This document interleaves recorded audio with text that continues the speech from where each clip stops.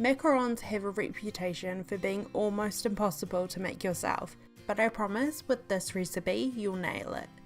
Welcome to Recipes by Karina, where I show you how to make classic and simply delicious recipes. Make sure to subscribe for a new video each week. To start off our macarons, we'll need a medium-sized mixing bowl. Pour into the bowl 3/4 cup of ground almonds, almond meal or almond flour. These most of the time are exactly the same thing. More specifically, you want blanched almonds, which will be a pale yellow shade instead of a deeper colour, which means the skins have been removed. You can ground whole almonds if you would like for this recipe, but I always have ground almonds on hand for baking. If you would like the full recipe for these macarons, it will be on my website, as well as the full measurements in the description box below. I'll also have a link for the equipment you'll need for this recipe, including my favourite piping bags and piping tips for macarons. You're also going to need 1 cup or 125 grams of icing sugar, powdered sugar or confectioner's sugar. These are all the same thing, just again different names.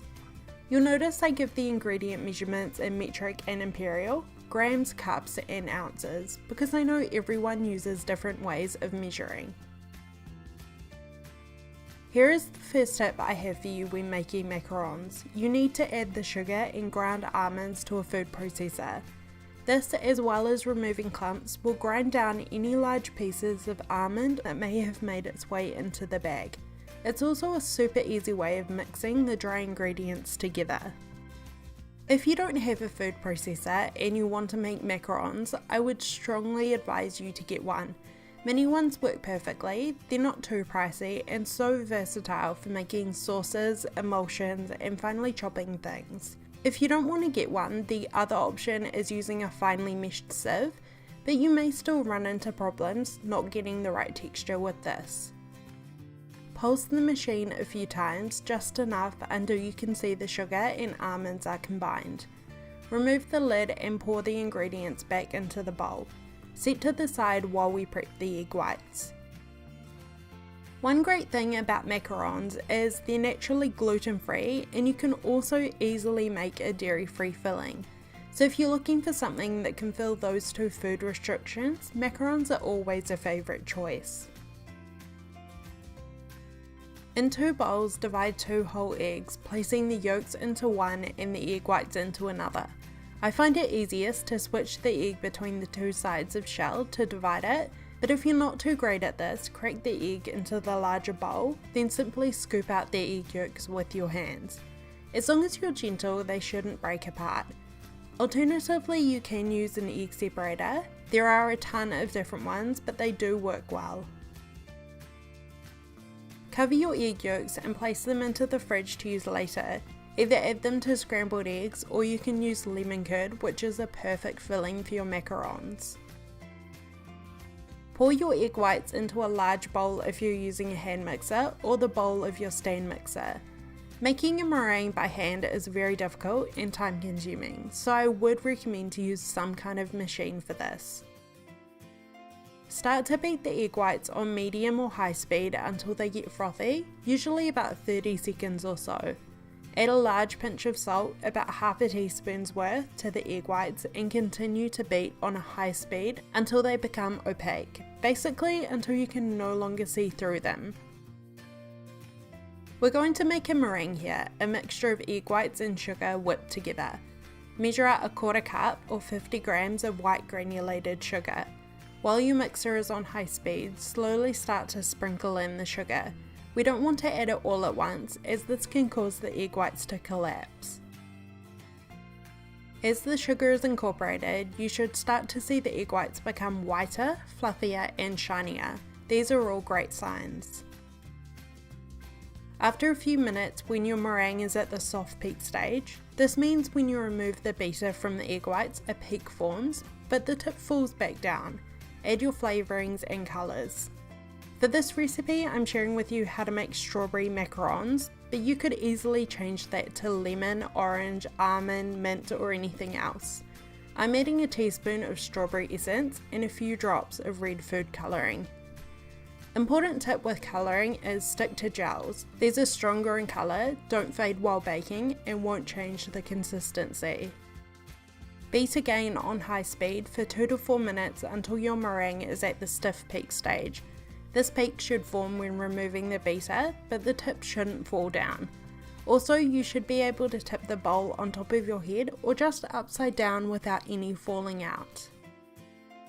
Now is the important part, the macaronage. This is incorporating the dry ingredients into the egg whites perfectly to make macarons. Sounds so simple, but this is probably the most important part of making macarons and where most get it wrong. Start by adding about a third or half of your egg whites to the dry ingredients and mix to incorporate. You don't need to be too gentle here, as we actually want to beat some of the air out of the egg whites. Just make sure you're mixing everything evenly. When you've incorporated the egg white, add the remaining and continue mixing, getting all the dry bits at the bottom of the bowl and on the sides.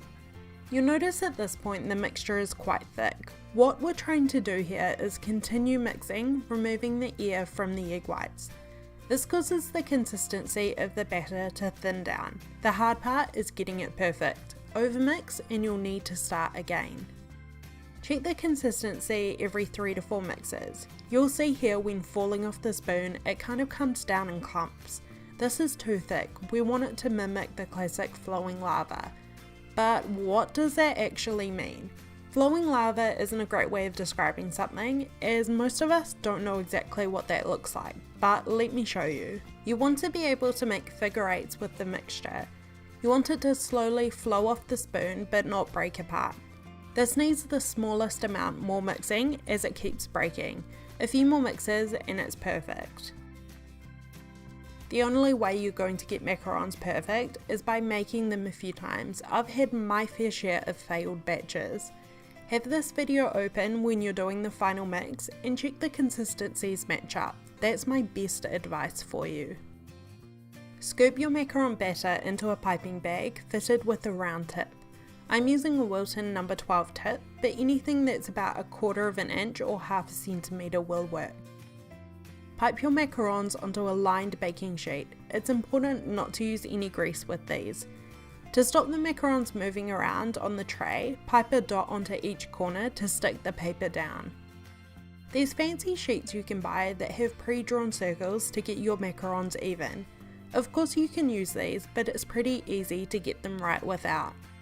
Pipe your macarons in lines about 2 to 3 centimeters or an inch apart. You want them to be about the same in diameter, 2 to 3 centimeters or an inch, as they will spread. Pipe straight down to get an even circle. When it gets to the right size, stop piping and quickly pull up.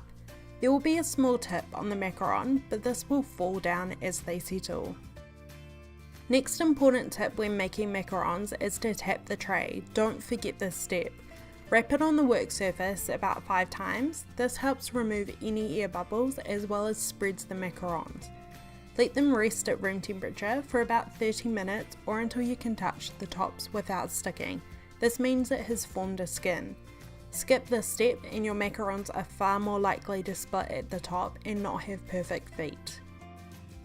Place your macarons in the center of a preheated 150 degrees Celsius or 300 degree Fahrenheit oven for 15 minutes and don't open the door during this time.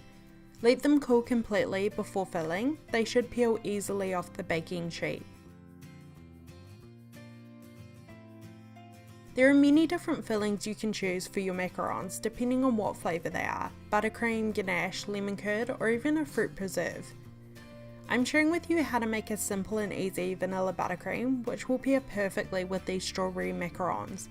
In a large bowl if you're using a hand mixer, or a bowl of your stand mixer, add 1/2 cup or 110 grams of room temperature butter. With your mixer on high speed, beat the butter for about 5 minutes or until it has doubled in volume and is much paler in colour. Add your powdered sugar in thirds. You'll need 1.5 cups or 190 grams and beat well until it is fully incorporated. Lastly, add about half a teaspoon of vanilla extract and beat for another few minutes.